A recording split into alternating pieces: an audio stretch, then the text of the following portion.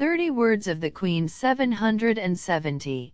My daughter, in the example of the matrimonial life wherein the Most High placed me, thou findest a reproof for those souls, who allege their life in the world as an excuse for not following perfection. To God nothing is impossible, and nothing is likewise impossible to those, who with a lively faith, hope in Him, and resign themselves entirely to His divine providence. I lived in the house of my spouse with the same perfection as in the temple, for in changing my state of life I altered neither my sentiments nor the desire and anxiety to love and serve God. On the contrary, I added to my solicitude lest the obligations of a spouse should hinder me in God's service.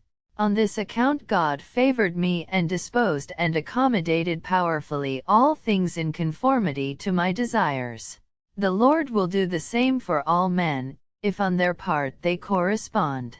They however blame the state of matrimony, deceiving themselves, for the hindrance to a holy and perfect life is not the state, but the vain and superfluous cares and anxieties, in which they involve themselves, forgetting the sweetness of the Lord and seeking and preferring their own.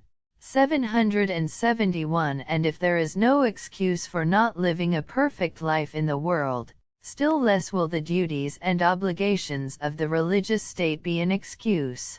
Never imagine thyself exempt from the pursuit of perfection on account of being a superioress, for since God has placed thee in office by obedience, thou must not despair of His assistance and protection. He Himself will each day assume the responsibility of strengthening thee and helping thee to fulfill thy duties, without relaxing in the pursuit of a perfect love due to God.